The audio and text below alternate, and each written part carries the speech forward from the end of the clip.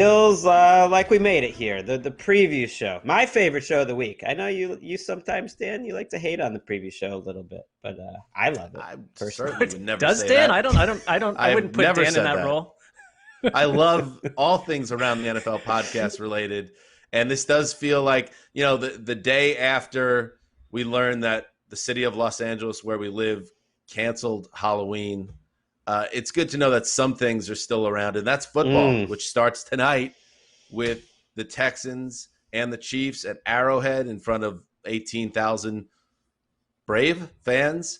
And we're going to have a late night Thursday mini pod coming up later today or early Friday that recaps that game. And hopefully it'll be all four of us with Chris Wessling.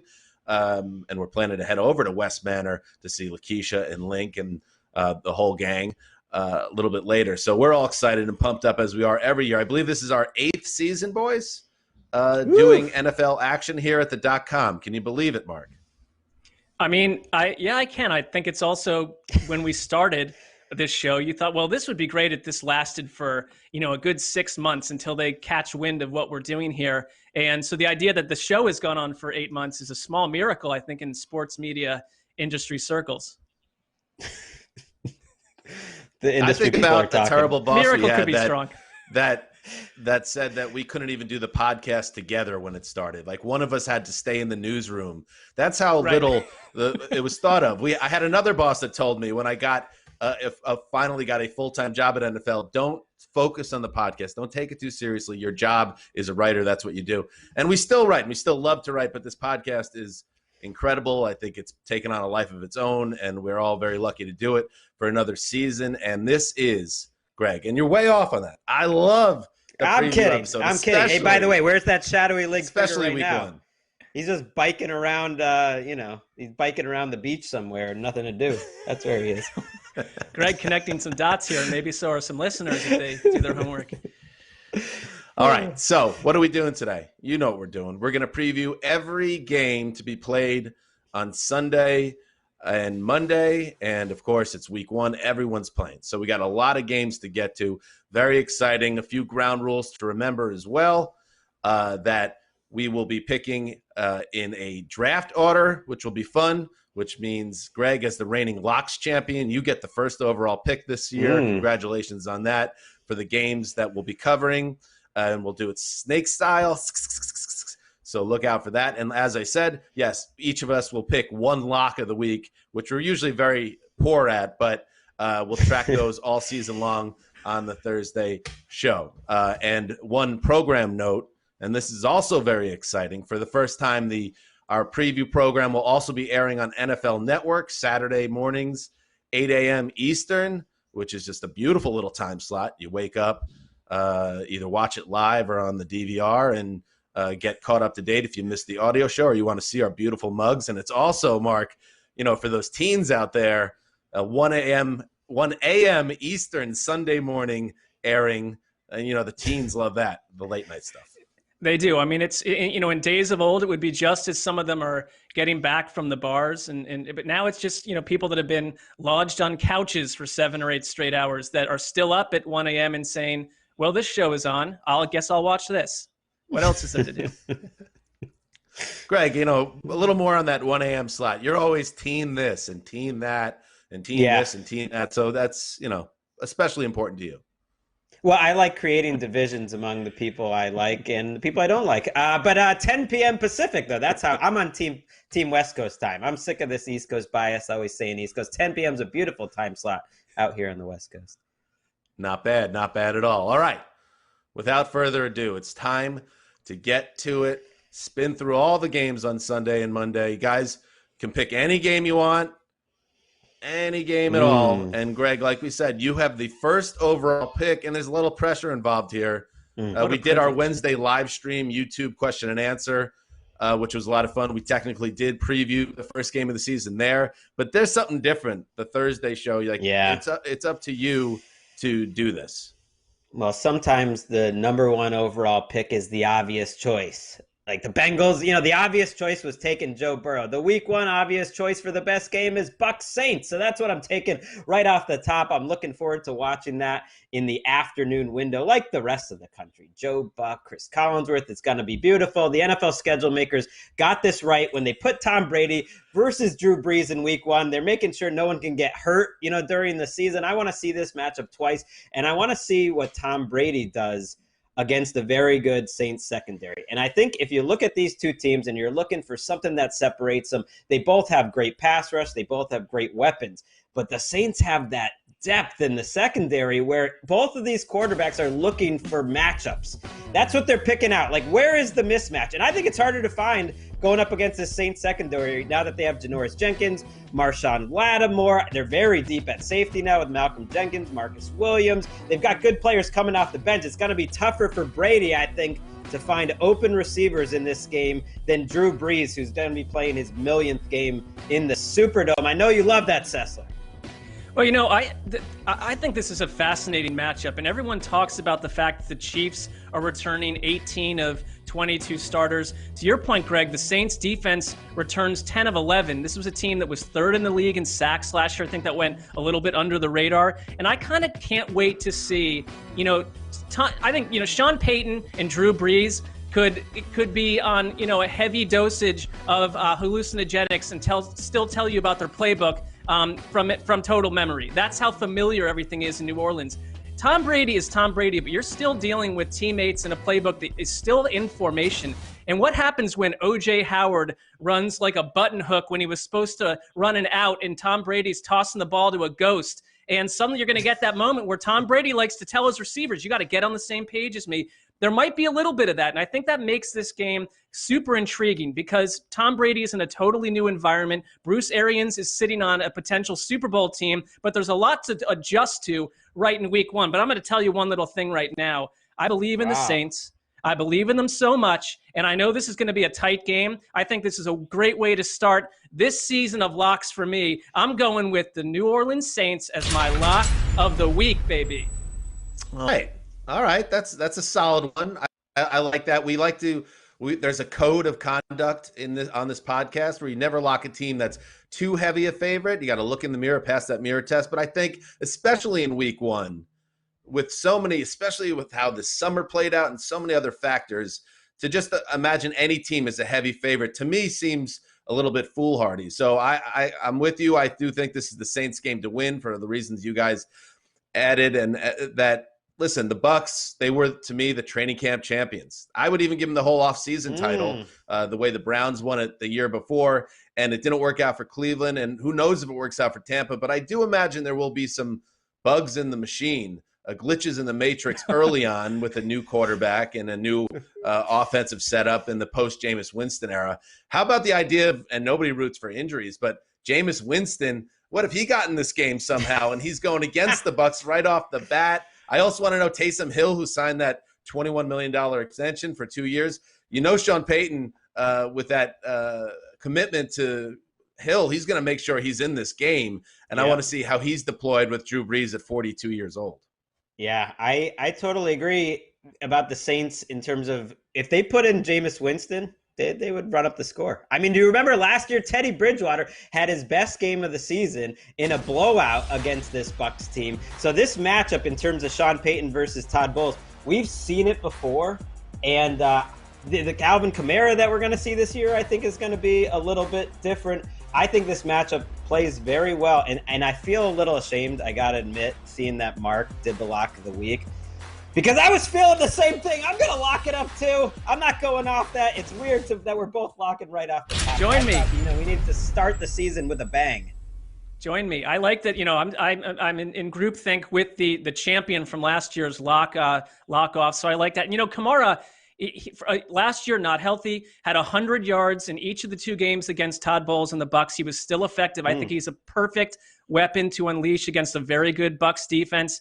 To me, this game is the one that I'm just going to turn all the other screens off and just focus on this. We have been talking about Tom Brady endlessly for months and months, and we haven't even mentioned Rob Gronkowski. There's just so much to like about this matchup that it is a juicy week one offering. I'm glad they scheduled it as such. Last thing I'll say All right, is let all the us- focus on the yes. running back in Tampa, Leonard Fournette. It's like a lot of wasted hot takes and hot air. It's like they But do were they they were have one? dead last in the league in running the ball in the first half of game when Jameis Winston was their quarterback. You think they're suddenly going to start running the ball with Tom Brady? Give me a break. It's got to be about No. 3 carries at halftime. All right, we'll have to see how it all plays out. Let's move on to the second draft pick of Week 1, Mark Sessler. I'm a magnanimous man, so I give it to you. Well, thank you. I'm going to go, in the past, I would shy away from this type of matchup because it's a little too glistening, a little too glittery. It includes the Dallas Cowboys, which, whether or not I want to watch them, they're on prime time basically every other week. I like this Cowboys at Rams matchup a lot. I think these are two should-be playoff teams, and unless something goes wrong. And I know, Greg is high on the Eagles, which means you must be low on the Cowboys. I don't know why that has to happen. I think that this Dallas offense, yes, you have a new coach in Mike McCarthy, but I think Mike McCarthy is on a bit of a revenge tour to salvage his reputation, which was a little bit, harassed at the end of the Green Bay stint. I love that they kept Kellen Moore at offensive coordinator. There's a lot of continuity here. The one big difference, you added CeeDee Lamb to create basically the best wide receiver core, I think, in the NFC. And they talked about CeeDee Lamb. You get these camp reports. Some of these rookie first-round wideouts are shining or they're not. They've talked about CeeDee Lamb as someone that they want to plug in with a primary role right away. Jerry Jones said that. Mike McCarthy has said that. My one concern, and I think that Zeke Elliott also, this is someone that they said we're going to throw the ball a lot more to Zeke Elliott. He's going to get back into the way it was in 2018. My concern is you have Lyle Collins out of the lineup, and you have someone named Cam Ervin in there, the bust first-round pick of the Browns, who they're saying we have all the confidence in the world in. But this is not, you can't just say this is the same Cowboys line of old. I think that's your concern for the safety of Dak Prescott, for the functionality of the whole offense. But if Zeke Elliott, for instance, can overcome that, I really like Dallas in this game. I do. I'm glad you mentioned Dallas the is Lyle gonna Collins injury. It's one of the biggest factors in this game, Dan. Like no one's talked about this week. They're basically down to 2 guys you think of as the Cowboys offensive line, Tyron Smith and Zach Martin. It used to be 5 guys that you could trust, and now they're just kind of like another team. Well, Martin is still an elite guy, and maybe Tyron Smith has come down a little bit. I still think the line is going to be above average. Maybe, like you said, it's not going to be an elite line, but they've earned the benefit of the doubt from me a little bit at that position. And then when you look everywhere else, if that line holds up, I think this team has number 1 offense in the NFL potential. I think it's at that point. And on the Rams side of the ball, I think there's been a little bit of people getting down on the Rams as having kind of no chance and being a team in transition that had their shot. And maybe that is the case, and that's why it's kind of fun to watch this all play out, because maybe, that's exactly what's going on in Los Angeles right now. But how about Sean McVay and our buddy Chris Wessling, who we wish was with us right now, has pointed out that maybe Sean McVay was handcuffed a little bit last year. Todd Gurley, the highest paid running back in the league, this guy that was supposed to be the face of the franchise, and they kept feeding him and running the offense in some ways through Todd Gurley, and now he's gone, and the Rams obviously made it a point that it wasn't going to work with him in the mix anymore. Now we get to see what Sean McVay looks like putting this offense together where he doesn't have Gurley in the mix. And I also like the idea of Jared Goff coming off an off year when everyone thinks Jared Goff is not that great, and maybe he's not a Hall of Famer. But I like to see what Sean McVay does here with a still very good group of wide receivers and an interesting backfield. We don't know much about how it is going to operate right now, but I think the Rams offense is going to be surprising people this year. I can't wait to see Van Jefferson, who I think Van Jefferson was one of the stars of Hard Knocks, but also it was one of the few bits of real football information you got from Hard Knocks that they love this guy. For me, though, the one thing, Jared Goff's offensive line is not really improved that much. And I think that was the issue with Jared Goff, that he is going to thrive when he's protected well. And you look at kind of his metrics and his numbers, and they fall off a dangerous cliff when he's not protected well. They have great continuity, though, throughout their team. These 2 teams have great offensive continuity, but the matchup that I would be excited about, I'm excited for my daughter. She's a Rams fan, is when those Rams receivers are out there against these Dallas corners. Those Dallas corners weren't very good a year ago. And then you change your scheme. You got Mike Nolan there. That's where the big change came in Dallas. And so you have guys that really weren't that great, and now you're trying to fit them into a different scheme. And I think you've got more depth on the offense and more versatility in LA than they've ever had, because they're going to use their tight ends with Tyler Higbee and Gerald Everett because of Van Jefferson. And because of that backfield you mentioned, Dan, they're better off without Gurley. I love me some Cam Akers. I like Malcolm Brown. We'll see if Darrell Henderson gets in the mix for a little bit of speed. But I think if you're looking at two teams with a lot of continuity, I'm going to trust the one in Sean McVay that got a big-time playoff win run going up and down the field against the Cowboys a couple of years ago. How about the Rams for a nice little home upset, open up their stadium? I'd say one little quick note about this game is that this is so this offseason that Michael Brockers said that he had no way to scout the Cowboys at all, and that he's basically just resorted to watching what little shreds of practice clips he can find on YouTube. That's what teams are dealing with right now. It's going to be insane. I think week 1 is going to be wild. I think it's going to be filled with upsets, quote unquote. And I think the desert people are in for a rude awakening. Even would he be totally stunned just by the recent history of the Dallas Cowboys if everyone does all this hype talk about their wide receiver room and Zeke and Dak being the MVP this year, and then they score 13 points? No, it's what they do. They blow hype. That's what the Cowboys do. That's what they do. They've got. All right, let's keep moving. All right, moving forward. I'm up. All right, we're going to go to break here. We'll be right back.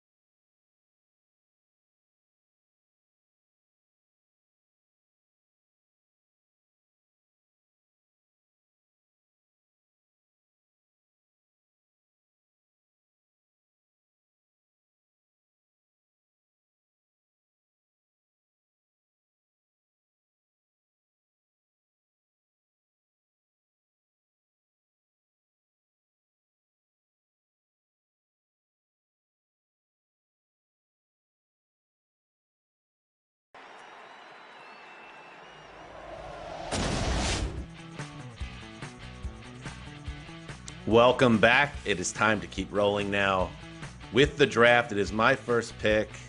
I got the snake pick, so I got 2 picks here. I'm a little bit nervous. I'll go with Monday Night Football. Let's do it. Is Chris Berman calling the game? I don't know. Steelers at the G-Men. Such a Dan really pick. Pumped. I'm really pumped. Yes, I love it. I love the Tiffany franchises. I love talking G-Men in transition, post-Eli. It'll be very interesting to see how this offense looks. I don't think this is a playoff team in the Meadowlands this year with the Giants, but I also, we just talked about it with the Cowboys. Do you really ever trust the Cowboys? The Eagles have some of their own question marks, although Greg thinks they're going 19-0.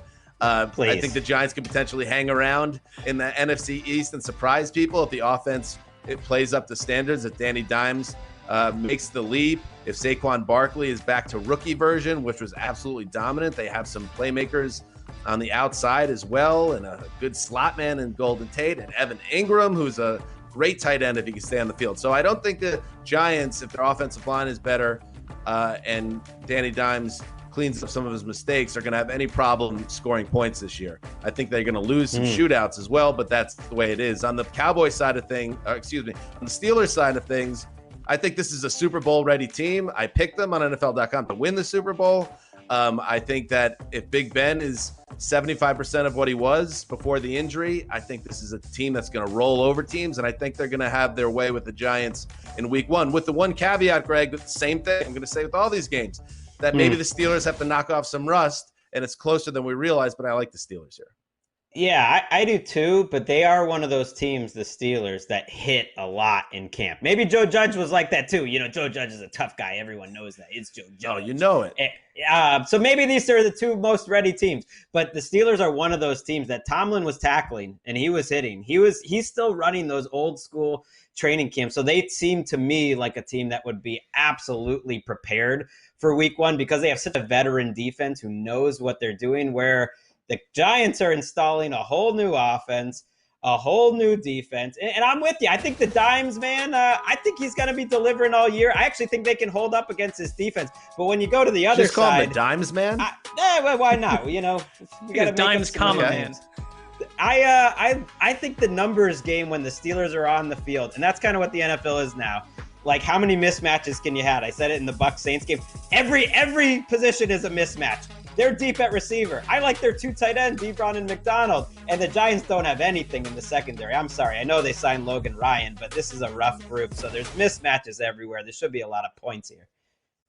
My concern, because I would put Daniel Jones in for this week alone, to rank the quarterbacks I'm excited to see. Daniel Jones is in the top 5. I think he can make the kind of leap that everyone wants to ascribe to Kyler Murray and everyone else. Why not? I mean, you've got great weapons around you. It comes down to staying healthy.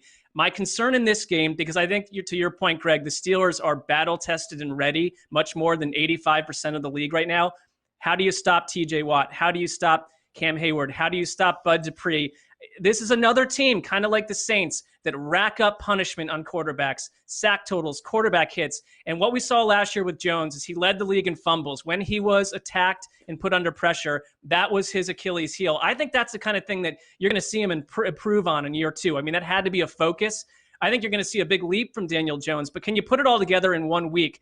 To me, though, the overriding thing is that the Joe Judge experience, you've got to be, dead inside, not to be kind of intrigued and excited by what this can mean for a Giants team that's been a snooze fest for a really long time. All right, well, then you're the acid before the test, pandemic. Greg. Help me. That's why Greg and I are wearing black.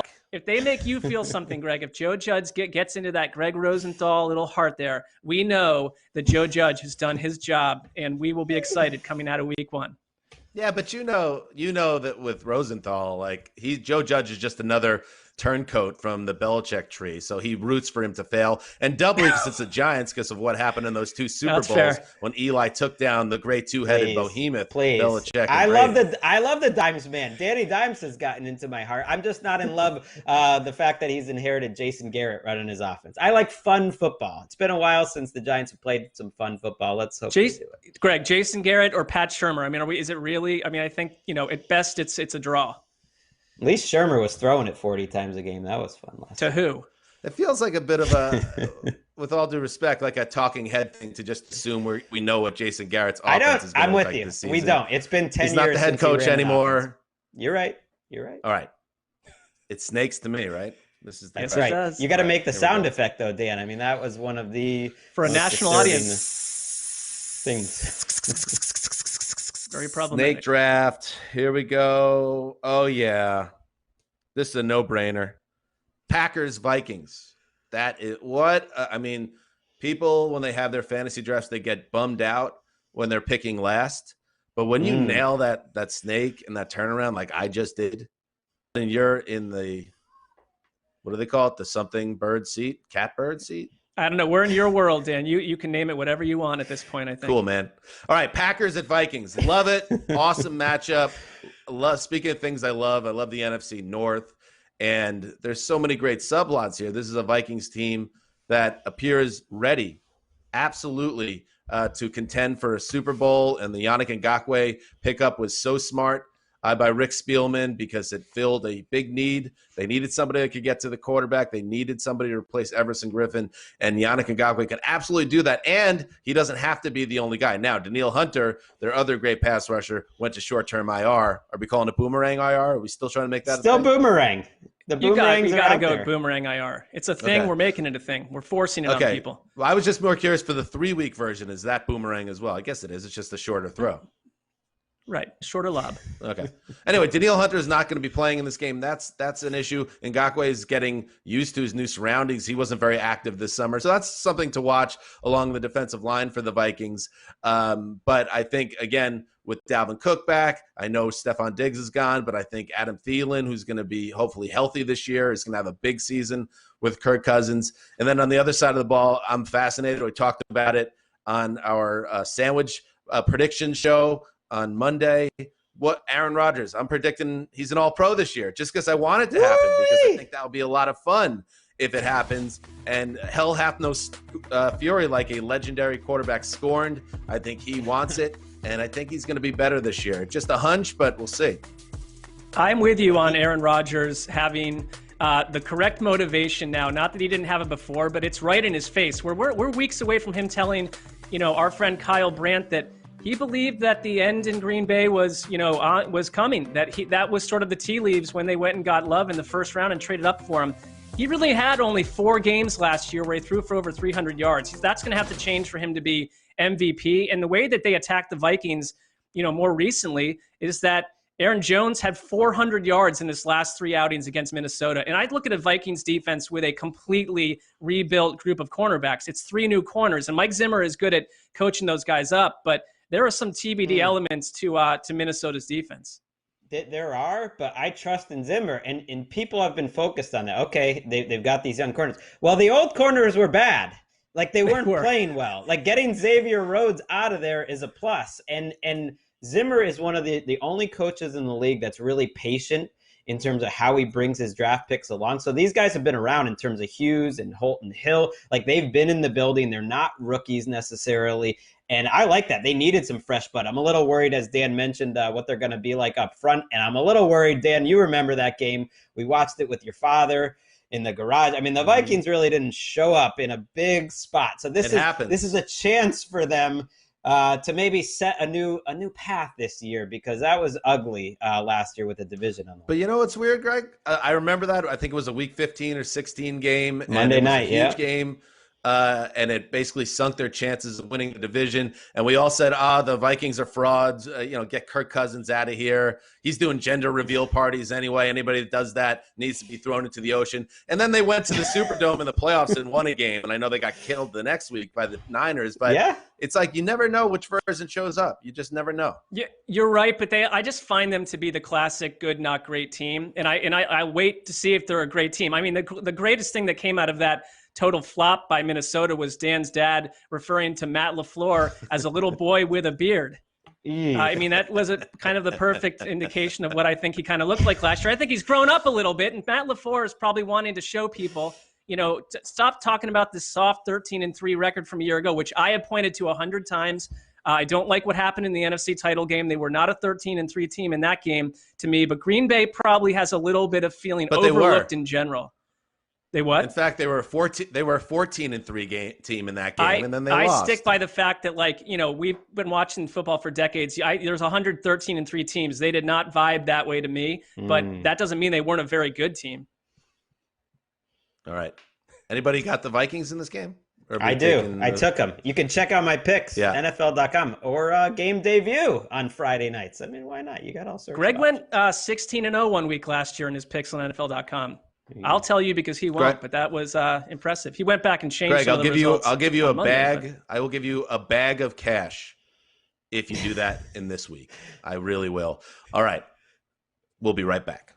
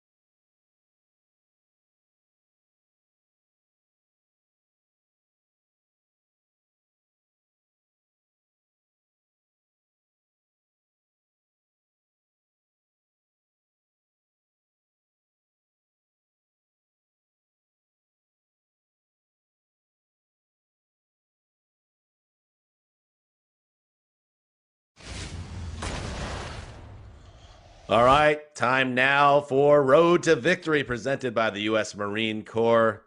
Mark, the draft heads to you. Well, and how about we take a little trip out west to San Francisco? That's what the Cardinals are doing. They're hopping on a plane soon. They're going to get out there, and this is a classic kind of game that I can get up for, because you've got my guy Kyle Shanahan versus Cliff Kingsbury. I think two of the most interesting coaches around, and inside an NFC West filled with great coaches. And this is going to have to kind of show us what Kyle Shanahan can do in a pinch. Your defense is banged up. You look at Deebo Samuel, Brandon Ayuk. We don't know what's going on with those guys right now, whether they'll be available. Their wide receiver core is a mess. So I think you got to do this. You got to try to keep Kyler Murray in that fast Cardinals offense, fourth fastest in the league last year, off the field best you can. So maybe this is a run-heavy game. Maybe this is a game where George Kittle, if you own him in fantasy, is going to lead you to a win, because you're just going to funnel the ball to him all day long. What you don't want to do if you're the Niners is let Kenyon Drake do what he did last time that he dealt with this team. He had about 250 yards in his two matchups against the Niners. They shut everyone down. He was someone they could not shut down. I cannot wait to see what Arizona's 4 wide receiver offense looks like in week 1. Yeah, you think of that 4 wide receiver sets that Kingsbury did so much last year. Now he actually has 4 good wide receivers. So it makes you think, is he just going to do it all the time? Now that he's got Hopkins as the 1, but you slide in Christian Kirk as a 2. Larry Fitzgerald supposedly had an amazing training camp, which is just, it's funny that he's still having amazing training camps and dominating people. Well, he's the same as Frank Gore, Greg. These guys that everyone loves that are veterans always have great camps. They do, but I don't doubt that he's outworking this Cardinals secondary. And now you have Andy and Isabella, and you're playing fast, and it's totally opposite to what Kyle Shanahan really likes to do, Mark. So they're from the old school in San Francisco in terms of Shanahan running these heavy sets with fullbacks, and keep an eye on 2 tight ends, not just George Kittle, but Jordan Reed. Now, here's a guy who's gotten a little bit of camp hype over the years and hasn't always stayed healthy, but he really would change their team. If the old Jordan Reed from Washington shows up, like that to me is a major X factor, and Shanahan will know how to use him. I'm sure he will show up, and I'm not making light of it, but the reason he has great camps is because he's a gifted athletic pass catcher and playmaker. And then when he gets hit, unfortunately, he's had head injuries that come up year after year. Hopefully he shakes that, because they really need somebody else to step up right now. Greg, you've been very down on the Niners this summer. In fact, in our prediction show, you even said they're not going to make the playoffs. You put sandwiches on it, which just seems to me a little bit strange, but I admire. You got to be bold. All. that was our onion hangers. You got to have one that isn't too likely, but it just shows that you're not afraid to take a chance. But it is an interesting matchup, because you're not the only person that's doubting the Niners a little bit. And then you have the Cardinals, who everyone is high on. I said that I thought the Bucs were the off-season champion. The Cardinals came in second, because everyone just assumes, and this is a red flag for me a little bit, everyone assumes that Kyler Murray is now going to take the Lamarian leap and become an MVP-type player. And maybe he will, and maybe he's in a perfect offense for it. But that's a lot harder than it looks. I know Mahomes and Lamar did it back-to-back years, but that doesn't happen but once a decade, typically. No, I'd say this too, that, DeAndre Hopkins and Kyler Murray didn't work much together in camp really at all. They really didn't get a lot of reps. So that might take a couple weeks to iron out. But also, Richard Sherman, one of the last guy who seems healthy in the secondary, he doesn't flip-flop. I mean, he stays on one side. So you can kind of, if you're Cliff Kingsbury, scheme around where Sherman is not with Hopkins, and maybe that creates an advantage for Arizona right there. So Sherman's like the anti-Sessler. He doesn't flip-flop. He sticks with. Well, I just dropped like massive predictions that come true in time. I don't know what you're talking about with the flip-flop business. That's absurd. All right, that was Road to Greatness presented by the United States Marine Corps. We'll be right back.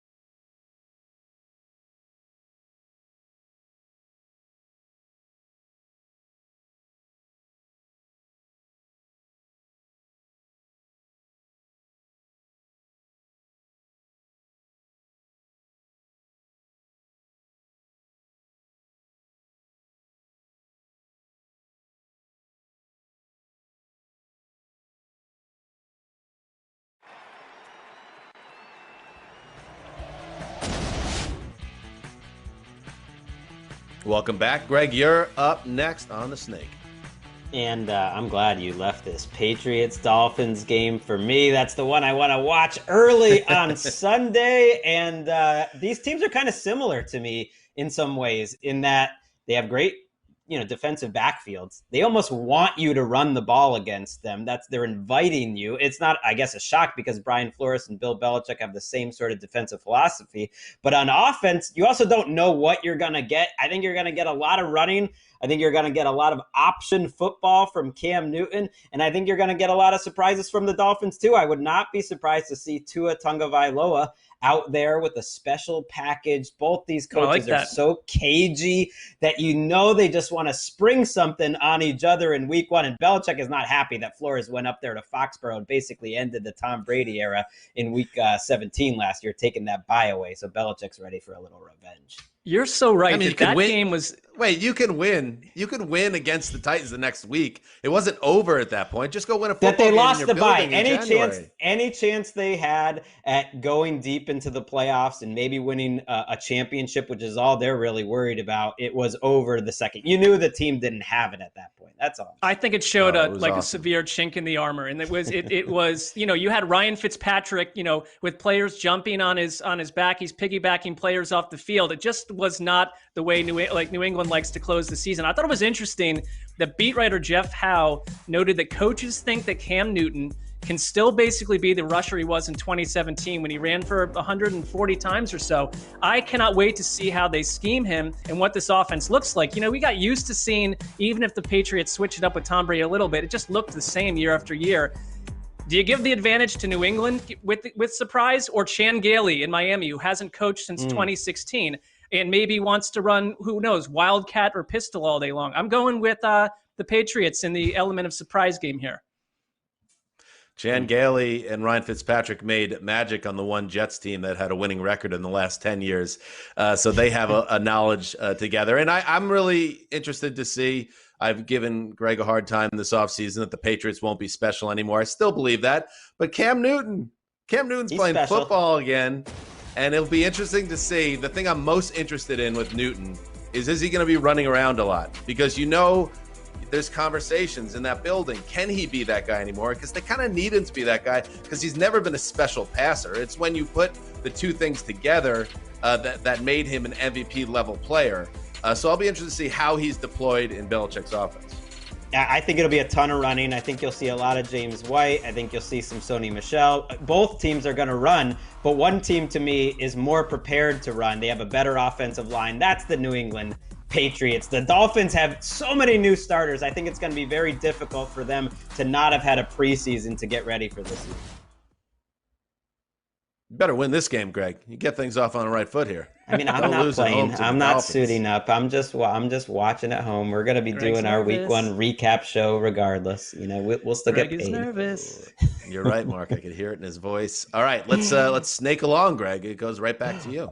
Oh, I am so excited. You didn't think this was going to get taken so high. It's the Las Vegas Raiders going to Charlotte this week to face Mark's boy, Matt Rule, and the Carolina Panthers. A little bit of a reach. I don't think so. You know what? I got the Patriots on one TV, going to get my attention. I got this game on the secondary TV, and I picked it because they're two teams that I like. I don't know what these two teams are going to look like, so I'm very curious. I mean, Rule, it's a mystery, but even the Raiders, if you look at their starting lineup right now, they have 9 players that are first or second year starters that were drafted by Mike Mayock. That is an outrageous number. Most teams have 2 or 3 players like that. So it's a lot of rookies. It's rookies at wide receiver, Ruggs and Edwards for the Raiders. So even though Gruden's been there a couple of years, it's a lot of mystery. And to me, that gets me going on Sundays. Maybe it doesn't you. Maybe you're just already bored by these teams, Dan. I am with you. I think that tell me more what gets Carolina you going side, on Sunday mornings. I like that. Tell me I look more. at the Carolina side where the mystery is basically you've got like 9 players on the defense that were in college a year ago, studying the books and playing on Saturdays. Now they're suddenly having to deal with the Raiders offense. John Gruden, year 3. I flipped to the Carolina's offense, though. I mean, the big name that they have at OC, Joe Brady, who basically turned Clyde Edwards-Helaire into LSU's all-time leading pass-catching running back. And now Clyde Edwards-Helaire is being taken number 1 overall in Kansas City by fantasy heads for that reason. And they basically said that's what we want to do with Christian McCaffrey, that there's no idea. We're not going to diminish his role. It's more of a Saints-type offense. They're going to run him the way that Alvin Kamara was used. And there are weapons on this offense. You still have DJ Moore. I love that they got Robbie Anderson. The idea that this team is starting from scratch entirely is not true, but we do need to see the Teddy Bridgewater experience week 1. I know, Mark, you've already put Matt Rule into the Hall of Fame as an NFL head coach. Yes, I have. But he has a titanic challenge in front of him this year. I don't like their chances early on in the season. They seem to me a team maybe kind of like how Brian Flores did it in Miami last year, where they start out a little bit of a mess, and then as the season goes along and he starts to get the team more comfortable and everybody finds their roles, they get better. But I like the Raiders a lot in this game. I think they have a better flow to them right now. They have more in place entering the season. And I'm call me the one guy out there, at least in the national media, that thinks Derek Carr could be legitimately good this year, not just the guy that everybody kicks around all the time. I think it's a mismatch when they have the ball. The back seven for Carolina is pretty rough. I thought you were going to lock it up there, but I guess not. Still up time. No, I don't want to go that far, but I do have a team in mind. All right. Let's keep rolling. We'll be right back.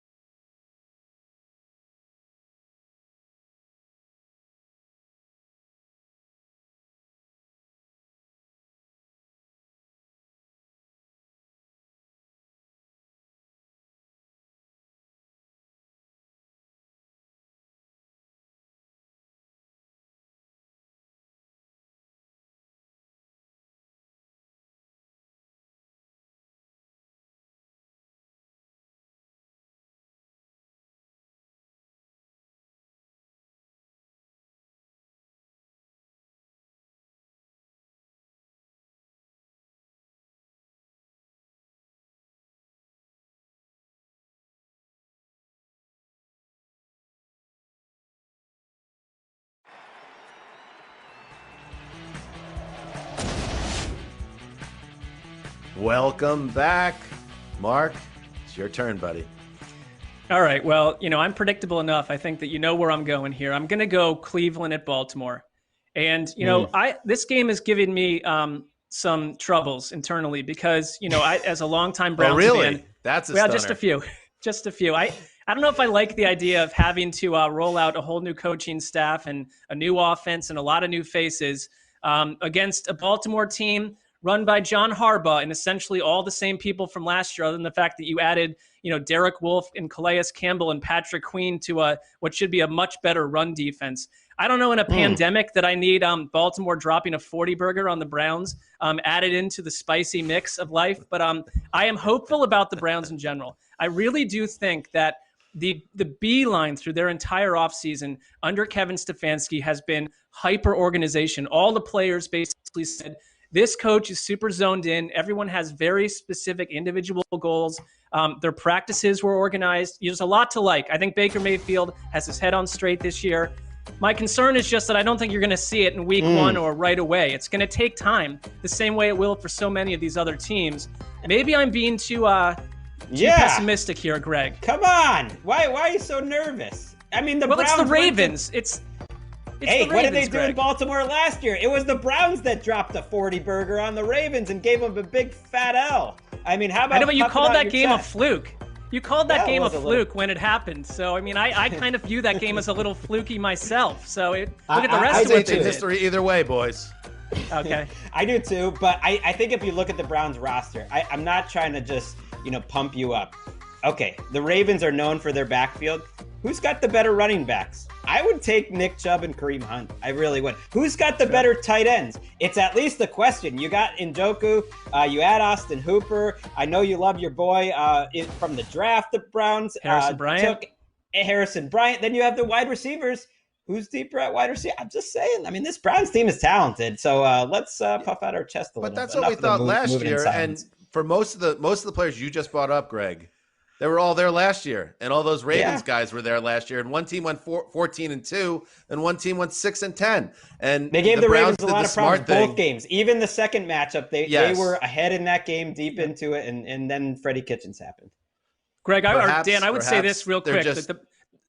The Browns are not the same offense, though. They actually they didn't have a tight end that was healthy at all last year. You've got 3 good tight ends. They're going to run the ball a ton. Baker Mayfield's going to be involved in play action, not these, 11 sets all day long. I think that can make a positive effect.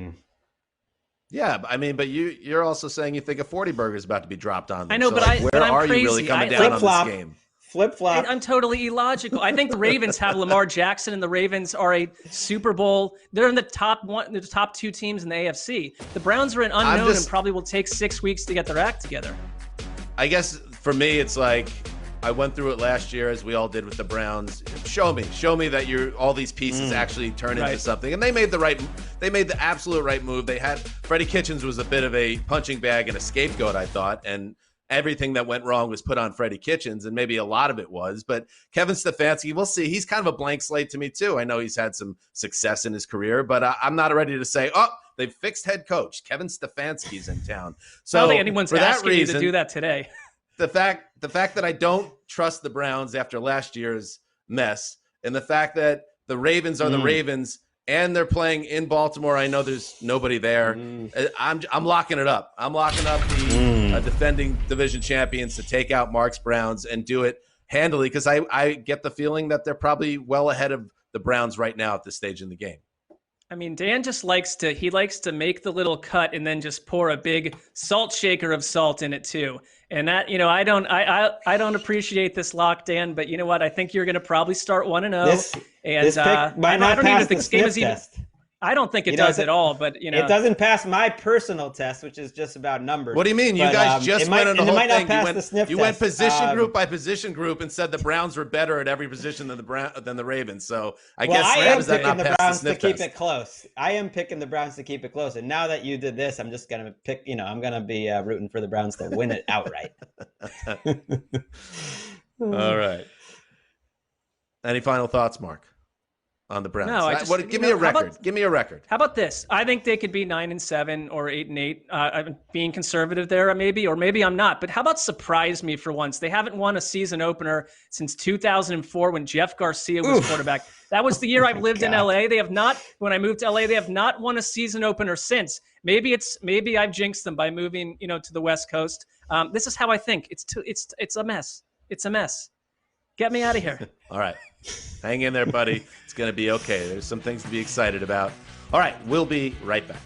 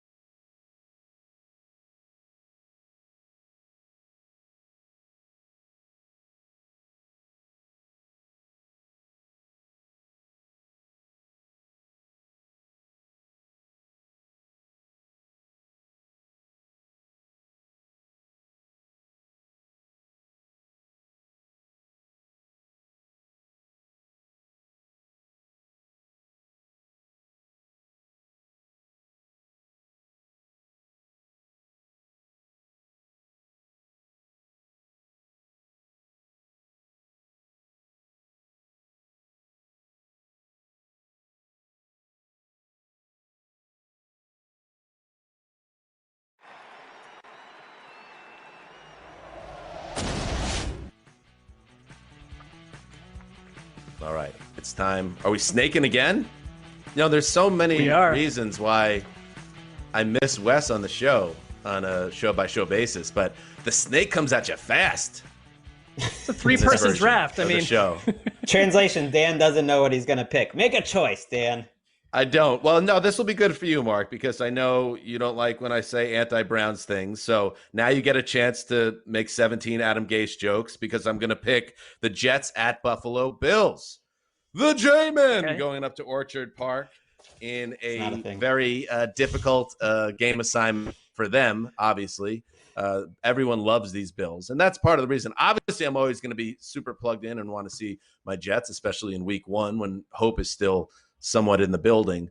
But what kind of Bills team are we going to get? I mean, who are the Bills? Because some people see them as a Super Bowl team, and then there are other people out there, and Greg is one of them, and I think I am too, that say, yeah, they're a Super Bowl team, except for the guy that plays the most important position, and he still needs to make improvements, in Josh Allen. So how does Josh Allen come out of the gate? Because I want to remind you guys of one thing. I'm breaking my own rule because this is ancient history too, but last year when the Bills and Jets played as well, and the Jets blew the game in hideous fashion, and Sam Darnold had mono, and C.J. Mosley tore his groin.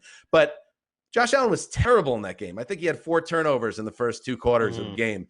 And is that going to be the guy that comes out of the gate this year too, where he's choppy and he's throwing the ball everywhere and he's putting the ball on the ground? Because that version of Josh Allen needs to go away if we want to take the Bills seriously as Super Bowl contenders. He's got to be better with the ball. He's got to be more accurate, and he's got to be, his head's got to be on his shoulders, because the last time we saw him, he melted down a little bit against the Texans in that wild card game. So this is his first game since then. So we'll start with the Bills there. I think they're obviously the favorite here. What do you guys think about seeing the Bills in 2020 finally in action? Woo.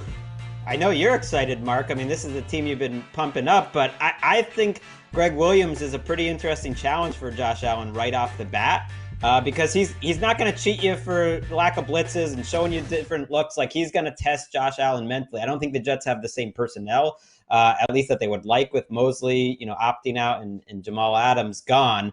But I kind of flip it around and think about Sam Darnold's 2 games against this Bills defense. And yeah, maybe he did have mono that first game. It was a rough week 1 to start.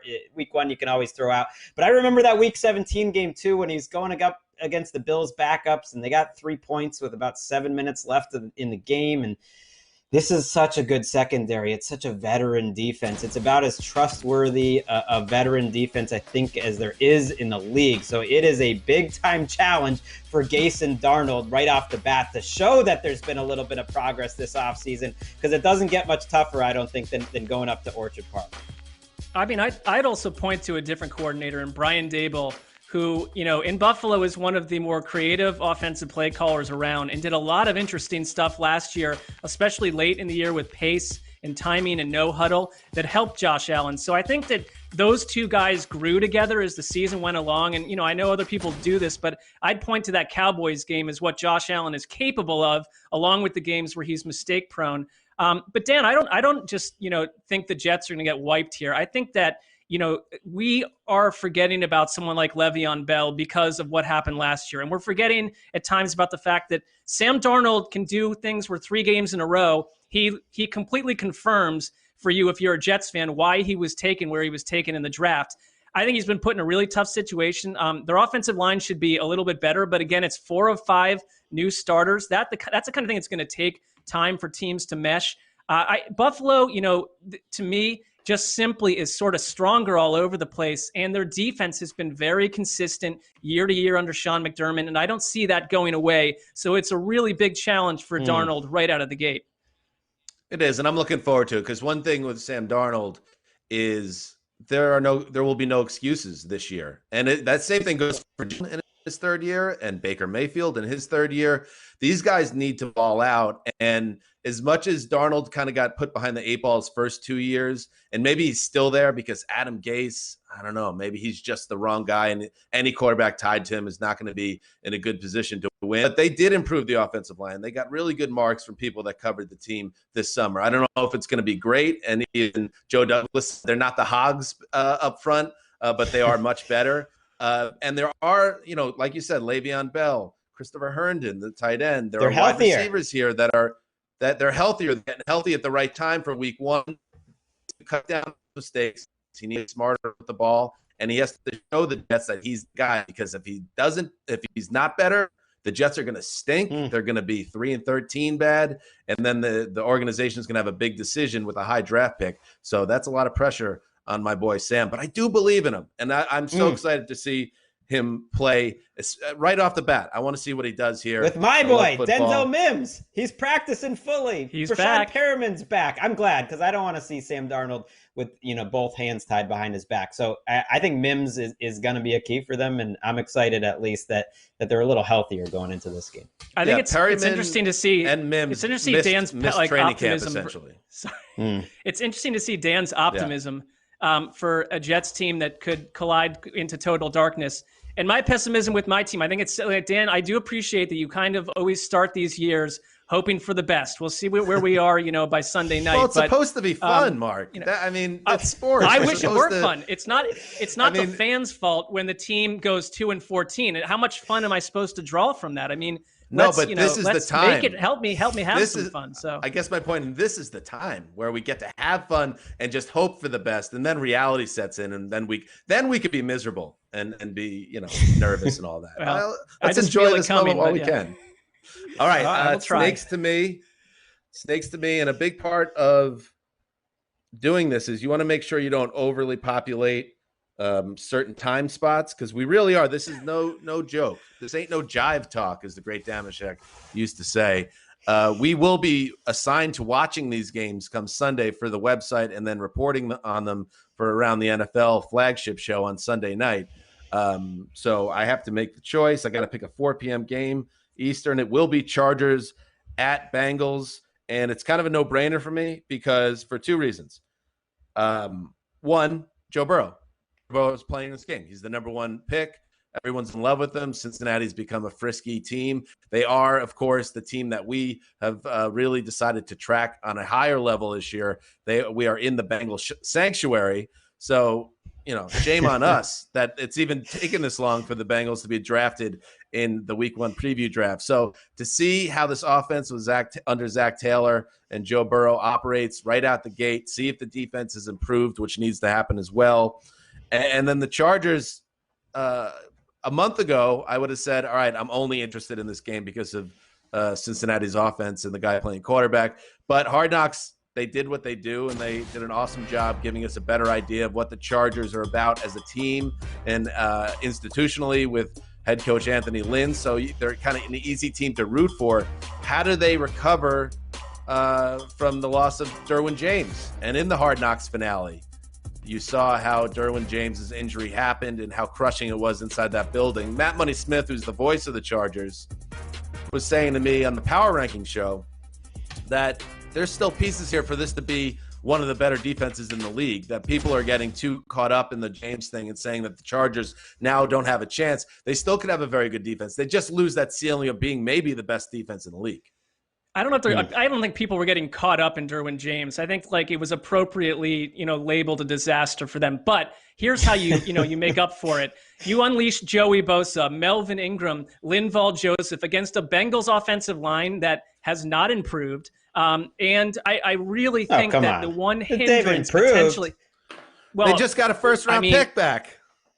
That we'll see. He didn't play last year. So that he's like a lot of other rookies playing left tackle where I hope that works out for them. But the rest of their line, if you go look at the PFF grades and sort of just watch what happened last year, that is what could stunt Burrow's growth. And I don't think that's a crazy thing to say. It caused total havoc for them a year ago. You're going to need probably going to get a lot of Joe Mixon early on. I think that, you see where AJ Green is going in fantasy drafts. People have forgotten about AJ Green. If he's healthy, that is a huge add-on to this offense. So there are ways out of problems, but you're not behind the Colts offensive line if you're Joe Burrow. And that is my one concern. That can rattle a young guy big time. It's a big time concern, but I'd flip it to the Chargers too. Their offensive line does not look great on paper. They're a little bit better at tackle now this year, but at right tackle, especially, I mean, at left tackle, might be the worst starter in the league, at least in terms of their performance a year ago. And I don't like teams that are one-dimensional. And I am a little worried the Chargers offense is going to be one-dimensional. It's like you look at this Bengals secondary where they already lost Trey Waynes. They're starting a third-year guy, Darius Phillips, and they don't have much depth. And you're like, okay, let's attack them through the air. Well, is Anthony Lynn and Tyrod Taylor going to attack them through the air? Are they, if Mike Williams, their wide receiver, doesn't play in this game, do they even have the receivers to attack them? You're going into a game where it's like you want to just keep it close by running the ball. I don't like that one bit. I kind of like the Bengals maybe as an upset home team here, using all that talent that Joey Burrow's got around him. Interesting. Oh, yeah. I think that would be an upset to lose to a rookie quarterback. It is an upset. I'm just going strictly, by what the people in the desert are telling me. But now, now Zach Taylor's got enough receivers to actually run the type of offense he wants, where he's got, 3 wide receivers on the field. Like last year, they were running it out there. It didn't make a lot of sense. Now they got some players that can actually run this team. All right. Up next, Mark Sessler. All right. This is a game that I would be surprised in days past that I would pick, because it's probably would have been my last pick in years of old. I'm going to go Bears at Detroit, Chicago at Detroit. A couple interesting things happening after this, somewhat ridiculous quarterback competition in Chicago. How does Mitch Trubisky look against a team that he's fared really well against historically? It's like the one team that he's almost, consistently and reliably taken care of. But I think this Detroit defense up front is a little bit different in the past. They don't have a lot of pass rush. I think they kind of sort of sit back and say, maybe come at us. But you've got a rookie cornerback in Jeff Okudah. For me, though, it's all about the Lions. I have picked the Lions as my 7th NFC wildcard team, and I just want to see if there's any reality to that. Can it be real? And I think the running back situation is really murky with Adrian Peterson there. Matt Patricia's been glowing over Adrian Peterson in practice, so that kind of tells me he's going to be the dude out right away, because they don't seem to really trust anyone else at the moment health-wise. Great offense. Matthew Stafford, I think, could be very effective. If you don't start 1-0 here, if you're Detroit, I think you got questions. I think you need to have a quick start. They've got a bit of an issue with some of their scheduling. And if you're the Lions, let's kind of say what happened last year after Matthew Stafford went down was the myth. The reality is that we can be a 9-7 type team with 42 expatriates on our defense.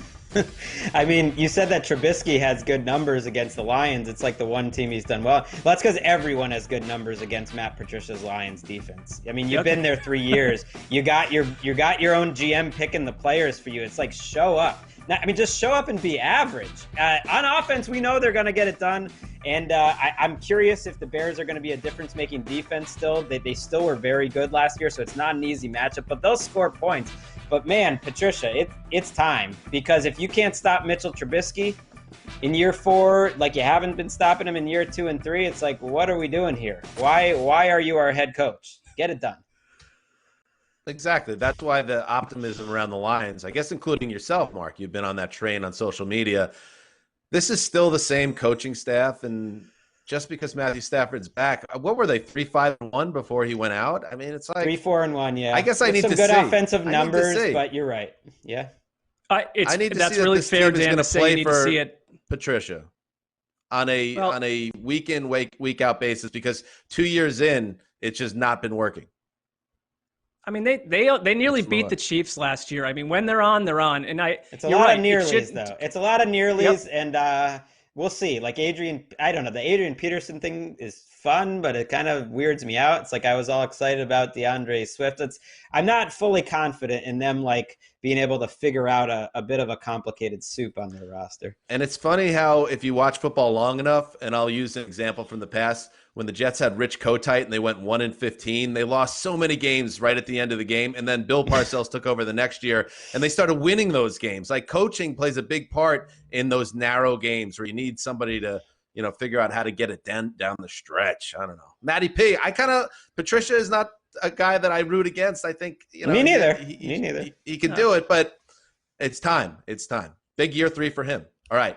Who's up next? I believe it's Greg with the snake back to you, pal. Ooh, I'm glad and thankful you left me the last primetime game on the board. It's Titans, it's Broncos, it's late night, but they're weirdly using the ESPN #1 team. I don't know what's going on there. It's Louis Riddick. I'm excited to watch him on Monday nights. I think we're going to have a better experience, and I think he's got a fun game because I think Drew Lock is fun, and I'm not sure what we're going to get out of the Titans, but it's just hard to be as optimistic about these Broncos since the Von Miller news. We have not taped a podcast since we found out that Von Miller is likely lost for the season, definitely lost for 3-4 months. And you think of what the Broncos were going to be under Vic Fangio, and they were really playing some good defense. He was coaching them up. And you're thinking it starts up front with Von Miller and Bradley Chubb, and now you have Von Miller's out, and Bradley Chubb's coming off a torn ACL and hasn't practiced fully in weeks. And that makes me a little concerned going up against a very veteran Titans offense. Yeah, I mean, they reached out, the Broncos, to Clay Matthews, trying to get him to join the party, and he declined, and there were whispers that Clay Matthews wasn't going to play the entire season, and they said, no, he actually is still interested in the right situation, but Denver wasn't the right situation. And it seemed like the prime place to go and contribute right away. I mean, I flip it over to, Arthur Smith, the Titans play caller, and what he's been hearing all offseason is, Ryan Tannehill could never be the same guy he was last year. There's an interesting stat from RotoWorld that when Mariota was the starter, the Titans averaged 0.43 points per minute. When Tannehill took over, it shot up to 0.99. which is doubling the production point-wise that Mariota put on board there. Now, I mean, we saw it with our own eyes. It was real. Can Tannehill be that guy 2 years in a row? So much later in his career than you could point to and say it's just simply growth. I think a lot of it has to do what Arthur Smith does with Tannehill and, that way that offense is based. I think you can still get somewhere in between the Tannehill from the Dolphins and what we had last year, which was probably a lot of statistical outliers, but still a player put into a much better situation than he was in Miami. Yeah, I think the Ryan Tannehill situation is maybe not as dire as people are making it out to be, because I think with the setup that he has here, I don't think we're going to go back to seeing the Ryan Tannehill guy in Miami that frustrated everyone. I think he'll always be a little better than that at this point, as long as he can stay healthy, which was also an issue in his past that he was able to get past in 2019. But asking him to be that borderline dominant guy as he was down the stretch in the regular season last year, that's a lot. But can they still be a top AFC contender if he is a step below what he was last year? And this is a perfect game to, I think, show that he doesn't need to do that much. Like, he takes a lot of sacks. I don't know if the Broncos are a team that's going to be able to generate sacks right now. They're a team that, if they struggle on defense, it's definitely against the run, that you could just imagine Derrick Henry having a big game. I am excited to watch Drew Lock in this game, but the number one thing I could come up with when picking for the Broncos was the altitude, which I don't know, after like no preseason games, it does kind of seem like a hard thing. That's probably not a good sign. I'm just glad that it's not Mariota going, because this was the gate to Denver, because this was the game that broke our buddy Chris Wesseling. I don't know if you remember, it was 16-0, a shutout. It's the game Mariota got benched. After 5 years, he finally gave up on Mariota after this game, which was just a tough one to watch. So if the Broncos want to feel good about anything, that's it. They shut out this Titans team a year ago, albeit with Mariota. I had an off season of minor key feuding with the Broncos fan base about Drew Lock. And that's why it's so good that football's back, because now we could see, I'm not even saying who's right, because I've never said that Drew Lock stinks. It's just like, let's see him in games of consequence, games that matter, what happens. Looking forward to it. All right. Who's up? Greg, it snakes back to you. It does. I don't think there's any way for me to avoid just have it loading up on early games. So I might as well take my Super Bowl champion prediction: Indianapolis Colts heading down to the fish tank. That's Miami. Whatever they call Jacksonville, where they got the pool in 3,000 fans. This game might be the least watched game of the weekend. Right, the big chlorine tank. That's what it is. Like where Corona started. I'm a little worried about this game for the Colts. I really am, because I think people, and I see it in terms of how people are predicting this game and how heavy a favorite the Colts are, that people just think the Jaguars are going to totally stink. And as we've talked about this show, I think week one's going to be weird. And the Jaguars actually have a lot of continuity on their offensive line for the first time ever. It's not as bad as it used to be. I think they have okay weapons at receiver. And they have Jay Gruden, who I think is a quality offensive coordinator. So if you're going to tell me this game comes down to the last drive and Phillip Rivers needs to make one of those, last-minute touchdowns to go win it, would not surprise me one bit. It just feels like it's a tricky spot. It's division rivals. I'm not just assuming the Colts are going to roll in there and win a game right off the bat by a lot. Why are you laughing, Mark? I don't know. I really think this offense is kind of set to fly in Indianapolis because I think they're going to be run heavy. I find it interesting that Jonathan Taylor, who seemed like he was just going to take over at running back, is now being sold as, we drafted him as a complementary piece to Marlon Mack. That's not a bad thing. They must really like Marlon Mack. I want to see too. I want to see where we are like in a month with that. But to me, I just like teams in this weird environment that we're in. If you come in with the best offensive line in football, returning everyone, and I mean, it's the best tackle combination. You've got the best guard in football. They just re-signed their center. I mean, that's something that Phillip Rivers has not had on his side in a while. And so maybe we move away from the environment where Phillip Rivers, who cannot run for a lick at this point, is trying to run for his life, against pass rushers and winging the ball 40 yards downfield. This is a better setup for him. I don't know what I'm not sure Phillip Rivers is necessarily still a totally functional quarterback. That's why we need these games, to Dan's point. But the setup and the whole situation screams 11-5 to me. The defense, by the way, in Indianapolis is really frisky too. And their schedule is great for a bit. The old Zeuser has always enjoyed spoiling for a fight with Rosenthal and Wessling, the mailman and the old boss, about Phillip Rivers, because he seems to get the excuses that Eli Manning never got. Because he's great at football. Because he's great at throwing the football on target to the people he's intending. Sometimes it goes to the other team. Yeah, Plaxico Burress caught an on-target pass. So did Mario Manningham, Greg. Ellis Hobbs was about 15 feet away from Plaxico Burress at that time. But you're right. Eli did play well in those playoffs. That was a decade ago. I can't believe we're still talking. I enjoy it. But 13 years ago. Phil Rivers, I think he is who he is at this point. And yes, he needed to go somewhere. This is the best place he could have gone. That's the only reason I'm buying it at all, is that he's gone to a place with a great offensive coach in Frank Wright and a great offense line in front of him. But there might be, and I would say, I am not locking in 11-5 even close to it, because it's like this could absolutely go sideways with Phillip Rivers, where it doesn't matter what you put in front of him. He's still an old man throwing balloons into the secondary and hoping for the best.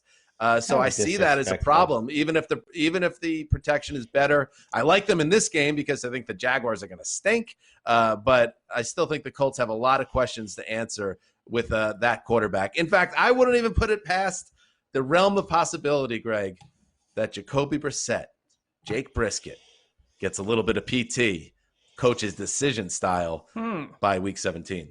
Yikes! Put a sandwich on that. You are down on Rivers. He's Jacoby Brissett's making more money than any backup in the league. I guess him and Alex Smith are paid almost like starters. I do think Mark made a good point on this game specifically in terms of the Colts do want to be a running team, and the Jaguars, like half of their defensive tackles opted out or retired, early in the offseason. So that could be trouble when you're trying to stop the run. I think it's a problem. All right, Mark, you're up. We got 2 games left. So you will essentially be picking for me as well now. So just treat me gently. Hold me close. I think I'm going to be generous to you and probably give you the game that you would have preferred here, but I'm going to pick what I want to see for a couple of reasons. I'm taking the Philadelphia Eagles visiting Washington, the Washington football team. I kind of just want to see how Ron Rivera opens this very new era. You're welcome, Dan. You're welcome. I mean, it's notable to me that it's a Rivera. You have to follow the Twitter handle of the Washington Football Club. It's New Rivera. I like that. I'm not huge into that wordplay, but I don't feel ordered to say that. You know what I don't like? When you say era twice that quickly, Are we going just Washington for everything? Because, if you wanted to catch up, we are, taping this on NFL.com. You can always check that out. It says Eagles at Washington. And I noticed that with my picks, they edited my picks from like Eagles 20 football team 10, and they just changed it to Washington. I don't like it. Yeah, they've veered away from if their name's calling the football team, let's call them team. the football team. That would be the most delightful an old journalism thing if they school did. trick. An old journalism school trick is, in a sentence, if you're going to say the city name, when you're mentioning the other team, you should say their city name too. The idea of mixing Eagles with Washington, it should be Philadelphia at Washington. Yep. I'm okay, with you Mark. on that too. Mark, you can now get into into your analysis. Sure, whenever anyone's ready for that. I don't think today's editors seem to care about those old J school rules. Here's the thing. The Eagles, very banged up. They're just not who they are. It's crazy that a year ago these two teams battled in week 1. The Eagles lost to Deshaun Jackson after a monster game, and were never the same at that position. And a year later, Alshon Jeffrey's not around. He's not healthy. They're banged up all over the place. Jalen Reagor's not healthy. It's like we have to see what happens there. But I'll flip to Washington and let you guys discuss the Eagles after. I just want to see Dwayne Haskins in this offense. I want to see what happens with their backfield. Scott Turner, he's the guy that battled for them to draft Antonio Gibson, who had about 33 carries in college. But they are saying that he kind of fits that Christian McCaffrey role that Scott Turner oversaw in Carolina. So what does that mean between him and Bryce Love out of week 1? Outside of Terry McLaurin, you really don't have much at wide receiver. But that said, everyone's sort of just putting Washington into this 2-14 bucket. Don't forget about this defensive line, which I think could cause absolute problems for, I know that you in Philadelphia, you've got your guy back at left tackle, but I don't like the Eagles line situation in week 1 right here. And maybe guys like Chase Young and the rest of the crew they have up front there, that's a Ron Rivera dream. So that is their one advantage I think they have against opposing offenses. How about our crack team behind the scenes here? They changed the graphic. It's now Philadelphia at Washington.